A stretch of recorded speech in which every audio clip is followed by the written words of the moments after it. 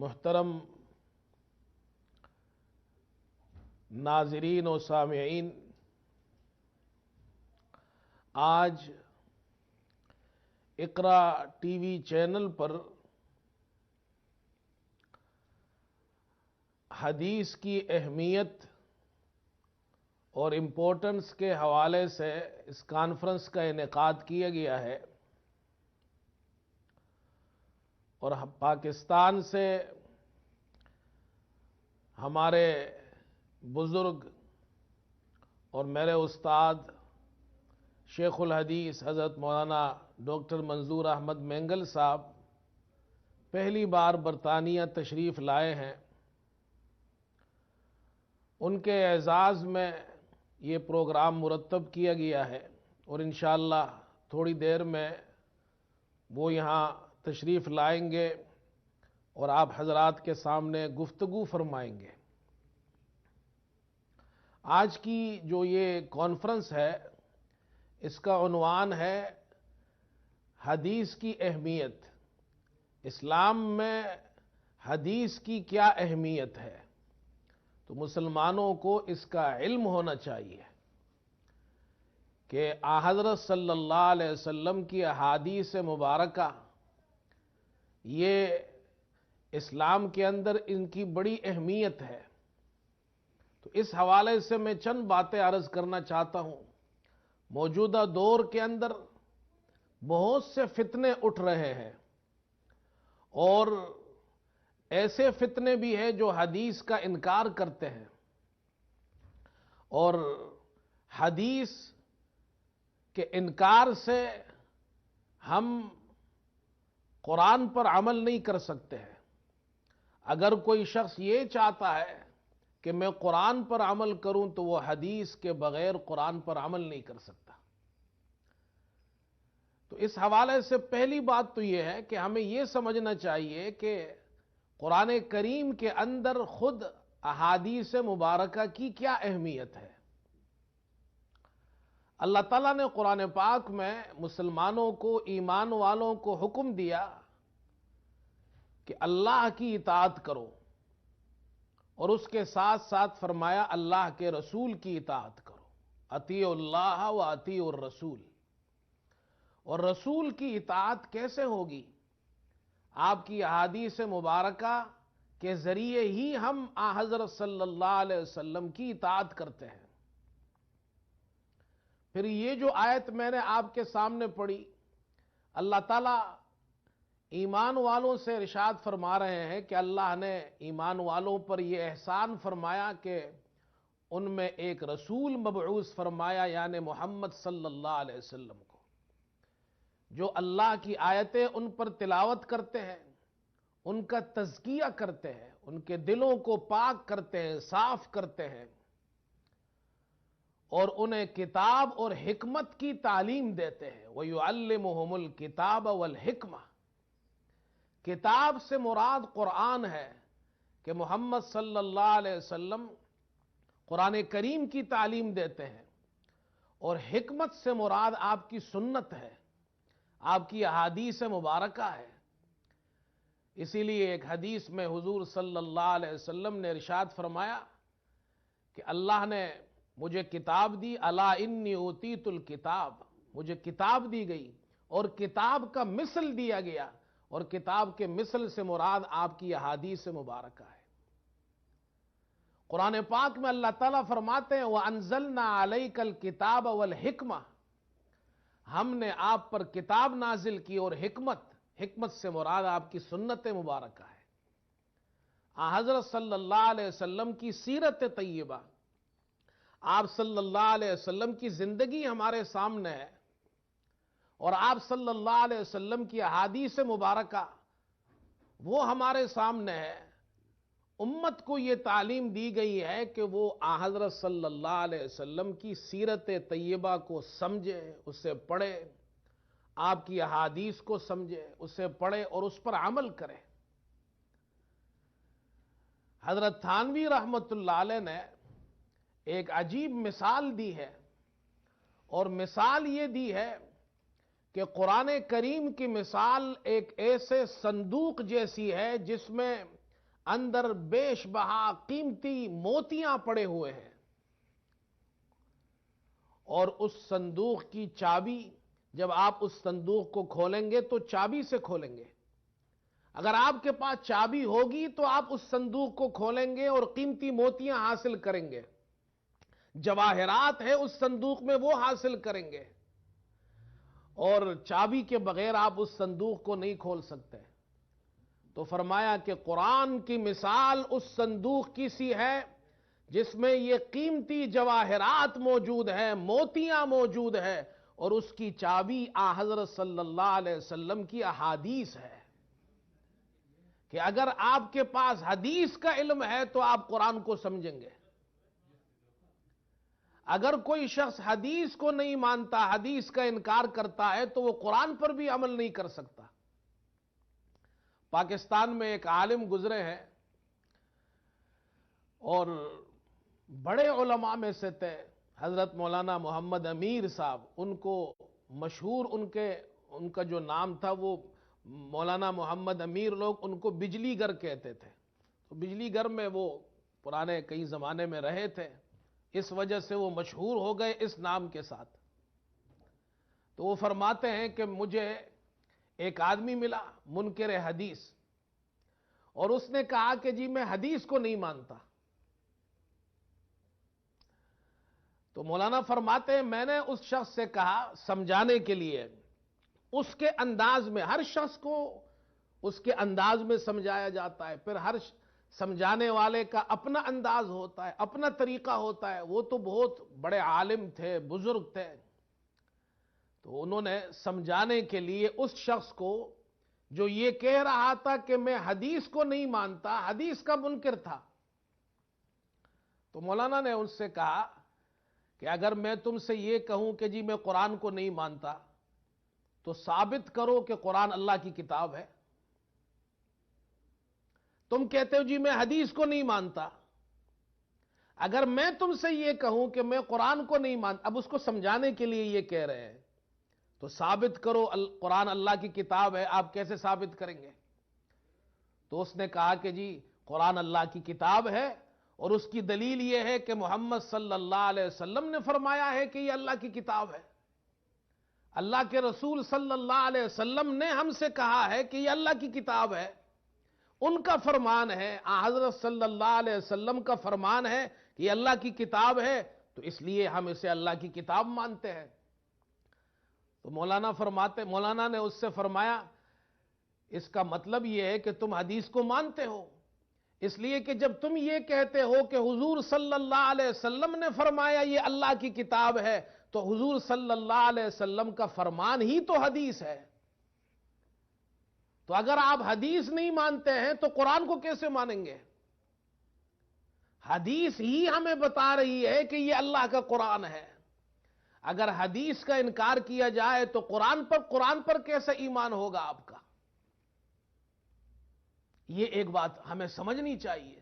دوسری بات یہ، میں آسان سی ایک مثال سے سمجھاتا ہوں، ہمارے جو ناظرین دیکھ رہے ہیں، سامعین جو سن رہے ہیں، دیکھیے قرآن کریم میں اللہ تعالیٰ نے نماز کا حکم دیا ہے، اقیم الصلاۃ، نماز پڑھو، فرمایا رکوع کرو، سجدہ کرو، ورکعوا واسجدوا۔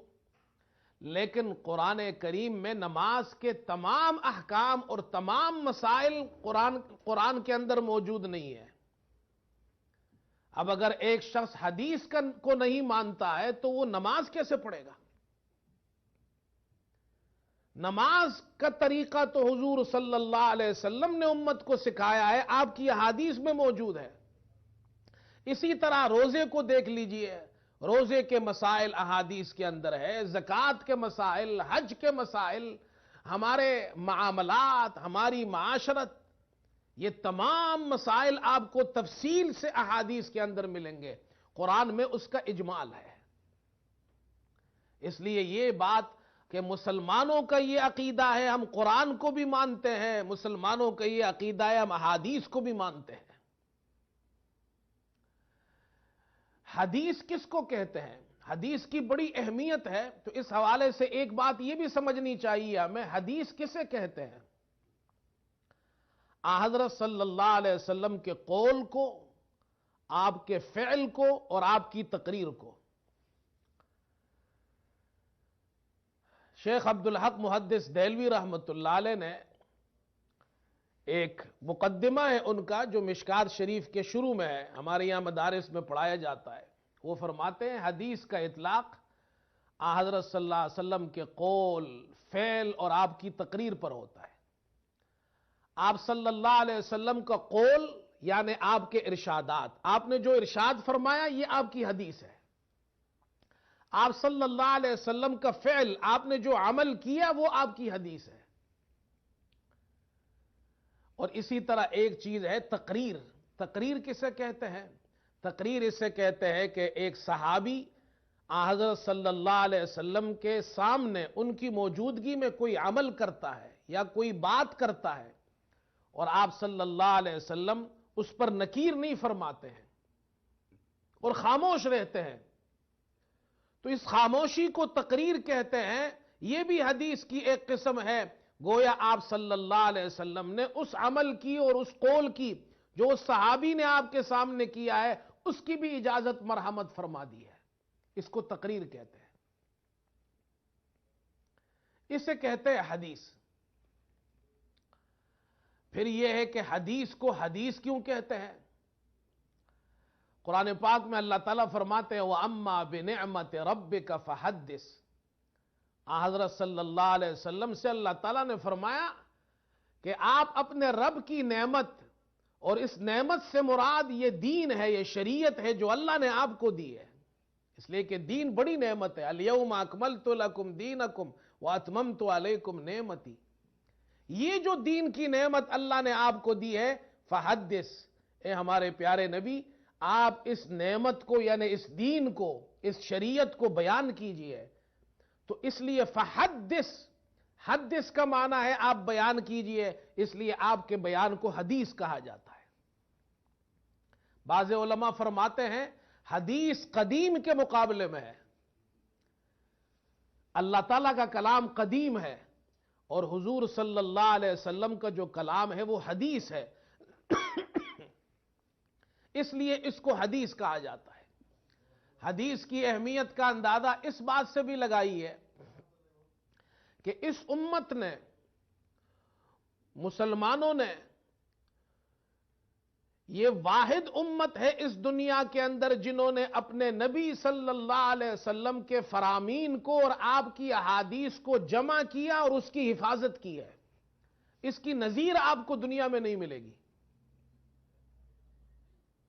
कि किसी नबी की उम्मत ने अपने नबी की तालीमात को, उनकी सीरत तय्यबा को, उनके अहादीस को, उनके अक़वाल को, उनके इरशादात को इस तरीके से जमा किया हो जिस तरह मुसलमानों ने अपने नबी सल्लल्लाहु अलैहि वसल्लम की सीरत तय्यबा, आपके इरशादात और अहादीस मुबारका को जमा किया है। इसकी एक छोटी सी झलक मैं आपके सामने अर्ज करना चाहता हूं। हजरत सल्लल्लाहु अलैहि वसल्लम के जमाने में सहाबा इकराम ने हदीसें कैसे जमा की है? तो बाज़ सहाबा तो वो थे जिन्होंने अहादीस हिफ्ज की है, याद की है, और उन सहाबा को जिनके पास हदीसों की बड़ी तादाद थी उनको मुक्सिरीन फिल हदीस कहते हैं। उनमें से एक अबू हुरैरा रज़ी अल्लाह तआला अन्हु है, जिनकी रिवायात जो अहादीस उन्होंने नकल की है, सबसे ज्यादा सहाबा के अंदर अबू हुरैरा रज़ी अल्लाह अन्हु ने अहादीस नकल की है। 5374 अहादीस उनसे मनकूल है। 800 ताबीईन ने उनसे रिवायात नकल की है। 600 से जायद रिवायात बुखारी में अबू हुरैरा रज़ी अल्लाह अन्हु से मनकूल है, और वो अहादीस हिफ्ज करते थे, याद करते थे। वो खुद फरमाते हैं कि मेरे जो अंसार भाई थे वो अपनी जमीनों में चले जाते थे काम करने, मुहाजिरीन जो सहाबा थे वो बाजार में चले जाते थे, और मैं एक गरीब था और मैं हुजूर सल्लल्लाहु अलैहि वसल्लम का शागिर्द बन गया सुफ़ा में और अहादीस याद करता था। आप सल्लल्लाहु अलैहि वसल्लम ने उनको दुआ भी दी और इरशाद फरमाया। एक मर्तबा आप सल्लल्लाहु अलैहि वसल्लम खुतबा दे रहे थे, اس خطبے میں آپ صلی اللہ علیہ وسلم نے یہ ارشاد فرمایا کہ جو شخص جس کے پاس چادر ہو اپنی چادر بچھا لے، اور جب میں اپنی بات ختم کروں تو اس چادر کو پھر سمیٹ کر اپنے قریب کر لے، تو جو بات میں نے کی ہے وہ میری باتوں کو نہیں بھولے گا۔ ابو ہریرہ رضی اللہ عنہ فرماتے ہیں میں نے اپنی چادر بچھائی اور آپ صلی اللہ علیہ وسلم نے جب خطبہ ختم فرمایا تو میں نے وہ چادر سمیٹ کر اپنے سینے کے قریب کر لی۔ اس کے بعد سے مجھے آپ صلی اللہ علیہ وسلم کی احادیث یاد ہو گئی اور میں کوئی حدیث نہیں بھولا۔ یہ وہ دعا تھی جو حضور صلی اللہ علیہ وسلم نے ان کو دی تھی۔ تو ایک صحابہ کی جماعت تو وہ تھی جو حدیث یاد کرتے تھے، اکثر صحابہ حدیث یاد کرتے تھے۔ کچھ صحابہ وہ تھے جو حدیث لکھتے بھی تھے۔ عبداللہ ابن عمرو ابن عاص رضی اللہ تعالیٰ عنہ یہ حدیث لکھا کرتے تھے۔ ایک مرتبہ ان سے کہا گیا کہ آپ حضور صلی اللہ علیہ وسلم کی ہر قسم کی حدیثیں لکھتے ہیں۔ آپ صلی اللہ علیہ وسلم تو حالت غضب میں بھی ہوتے ہیں، کبھی حالت غضب میں ہوتے ہیں، کبھی حالت رضا میں ہوتے ہیں۔ تو عبداللہ ابن عمر حضرت صلی اللہ علیہ وسلم کی خدمت میں حاضر ہوئے اور عرض کی کہ میں آپ کی حدیث لکھتا ہوں، اور یہ لوگ کہہ رہے ہیں، قریش کے لوگ کہتے ہیں کہ محمد صلی اللہ علیہ وسلم تو کبھی حالت غضب میں ہوتے ہیں، کبھی حالت رضا میں ہوتے ہیں، اور میں ہر حالت کی حدیثیں لکھوں؟ آپ صلی اللہ علیہ وسلم نے فرمایا تم لکھا کرو، میری ہر حالت کی حدیث لکھو۔ فوالذی نفسی بیدہ لا یخرج منہ الا حق، قسم ہے اس ذات کی جس کے قبضے میں میری جان ہے، اس منہ سے اس زبان سے سوائے حق کے اور کچھ نہیں نکلتا۔ میں حالت غضب میں بھی ہوں تب بھی مجھ سے حق نکلتا ہے میری زبان سے، اور میں حالت رضا میں ہوں تب بھی حق نکلتا ہے۔ تو صحابہ اکرام احادیث لکھتے تھے، صحابہ اکرام احادیث یاد کرتے تھے۔ حضرت عائشہ رضی اللہ عنہا مکثرین فی الحدیث کے اندر وہ بھی ہے اس جماعت کے اندر، اور 2000 سے زائد روایات حضرت عائشہ رضی اللہ عنہا سے منقول ہے۔ حافظ ابن حجر رحمت اللہ علیہ فرماتے ہیں شریعت کے جو احکام ہے اس کا 1/4 حصہ صرف حضرت عائشہ رضی اللہ عنہا سے ہمیں معلوم ہوا ہے۔ 1/4 حصہ، 1/4، باقی جو حصے ہیں 3/4 حصہ جو ہے 3 یعنی 4 وہ دیگر صحابہ سے معلوم ہوا ہے، اور 1/4 صرف حضرت عائشہ رضی اللہ عنہا سے معلوم ہوا ہے۔ صحابہ اکرام نے قرآن کو بھی جمع کیا، قرآن کو یاد کیا۔ اللہ تعالیٰ نے صحابہ اکرام کے سینوں میں قرآن کو محفوظ کیا، ان کے سینوں میں احادیث کو محفوظ کیا، آگے امت تک احادیث ان سے پہنچی ہے۔ عمر ابن عبدالعزیز رحمت اللہ علیہ کا جب زمانہ آیا تو وہ بادشاہ تھے، امیر المومنین تھے، خلیفہ وقت تھے، اور مجدد اول ان کو کہا جاتا ہے۔ آپ صلی اللہ علیہ وسلم نے فرمایا اللہ تعالیٰ ہر صدی کے شروع میں آغاز میں ایک مجدد کو بھیجے گا جو اس دین کی تجدید کرے گا۔ تو پہلے مجدد جو پہلی صدی کے آخر میں دوسری صدی کے شروع میں تھے عمر ابن عبدالعزیز رحمت اللہ علیہ تھے۔ ان کا سب سے بڑا کارنامہ، بادشاہ وقت ہے، خلیفہ وقت، اور عمر ابن عبدالعزیز کا سب سے بڑا کارنامہ یہ ہے کہ انہوں نے اپنے زمانے میں علماء کو خطوط لکھے، اپنے ملک کے اندر جتنے علاقوں میں خطوط بھیجے اور کہا کہ احادیث جمع کرو۔ ابو بکر ابن حزم رحمت اللہ علیہ اور ابن شہاب زہری، یہ 2 آدمی بڑے محدث تھے، ان کے بارے میں کہا جاتا ہے یہ حدیث کے مدون ہے، حدیث کی تدوین انہوں نے کی ہے۔ اور آپ نے ابو بکر ابن حزم کو خط لکھا۔ ابو بکر ابن حزم مدینہ منورہ کے گورنر تھے، اور اس خط میں یہ لکھا کہ حضور صلی اللہ علیہ وسلم کی احادیث کو جمع کیجئے، اس لیے کہ مجھے یہ خوف ہے، فَإِنِّي خِفْتُ دُرُوسَ الْعِلْمِ وَذَهَابَ الْعُلَمَاءِ، مجھے یہ خوف ہے کہ علم کہیں مٹ نہ جائے اور علماء چلے جائے تو پھر پیچھے احادیث نہیں رہیں گی۔ تو علماء نے، ابو بکر ابن حزم نے بھی حدیثیں جمع کرنی شروع کی، تدوین شروع کی، امام زہری نے بھی شروع کی، اور امام زہری نے عمر ابن عبد العزیز کی وفات سے پہلے وہ حدیثیں جمع کر کے ان کے پاس بھیج دی. انہوں نے وہ حدیثیں ان کی نقل تیار کی, اپنے ملک کے اندر پورے ملک میں ہر علاقوں میں وہ نقول بھیج دی, اور اس طرح وہ حدیثیں اپنے ملک کے اندر مسلمانوں کو عام کی, مسلمانوں تک وہ حدیثیں پہنچی ہے. اسے کہتے تدوین حدیث, کہ آغاز عمر ابن عبد العزیز رحمت اللہ علیہ کے زمانے سے ہوا ہے. صحابہ اکرام نے احادیث کو حفظ کیا, احادیث کو یاد کیا, احادیث کو لکھا, اور پھر عمر ابن عبد العزیز نے اس زمانے میں تدوین ہوئی. بعد میں محدثین نے وہ حدیث کی کتابیں لکھی. حدیث کی کتابوں میں 6 بڑی حدیث کی کتابیں جن کو صحاح ستہ کہا جاتا ہے. صحیح بخاری ہے, صحیح مسلم ہے, ترمذی ہے, ابو داؤد ہے, سنن نسائی ہے, سنن ابن ماجہ ہے. یہ 6 حدیثیں ہیں, حدیث کی 6 بڑی کتابیں ہیں, ان کو صحاح ستہ کہا جاتا ہے. اور اس کے علاوہ بھی اور بہت سی حدیث کی کتابیں لکھی ہیں. علماء فرماتے ہیں ہمیں تو صحیح تعداد بھی نہیں معلوم ہے, بہت سے مخطوطات ہیں جو ابھی تک چھپی بھی نہیں ہیں. اس امت نے پوری دنیا کے اندر, یہ واحد امت ہے مسلمان جنہوں نے محمد صلی اللہ علیہ وسلم کی احادیث کو, آپ کے ارشادات کو, آپ کی سیرت طیبہ کو, آپ کی حیات طیبہ کو محفوظ کر لیا ہے حدیث کی کتابوں میں. ایسا کارنامہ دنیا میں اس امت سے پہلے کسی نے انجام نہیں دیا. یہ اس امت کی خصوصیت ہے. اس لیے کہ ہمارا جو دین ہے, جو شریعت ہے, وہ ہمیں احادیث سے ہی ملتی ہے. قرآن کی جو تشریح ہے اور جو تفسیر ہے وہ ہمیں حدیث سے ملتی ہے. دوسری چیز, اس امت نے جو بہت بڑا کارنامہ انجام دیا ہے, وہ یہ کارنامہ انجام دیا ہے, حدیث کے اندر 2 چیزیں ہوتی ہیں. ایک حدیث کا متن ہوتا ہے. حدیث کا متن کیا ہے؟ مثلا حضور صلی اللہ علیہ وسلم کو جو ارشاد ہے, یہ حدیث ہے. جیسے انما الاعمال بالنیات, یہ حدیث ہے, اس کو کہتے ہیں متن حدیث.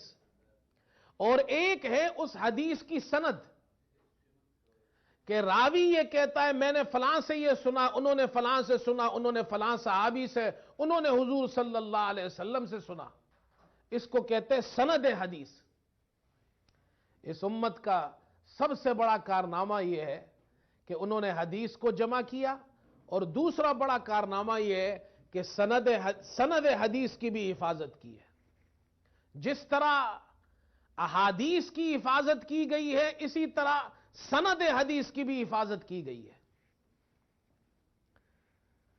حسن بصری رحمت اللہ علیہ فرماتے ہیں جب تک فتنے نہیں شروع ہوئے تھے, فتنوں کا زمانہ نہیں تھا, تو احادیث لوگ بیان کرتے تھے, ہم سن لیتے تھے. لیکن جب فتنوں کا زمانہ شروع ہو گیا اور پھر احادیث کے اندر کمی بیشی کی جانے لگی, تو پھر جب کوئی حدیث بیان کرتا تھا تو ہم کہتے تھے سند بیان کرو, تم نے کس سے یہ حدیث سنی ہے.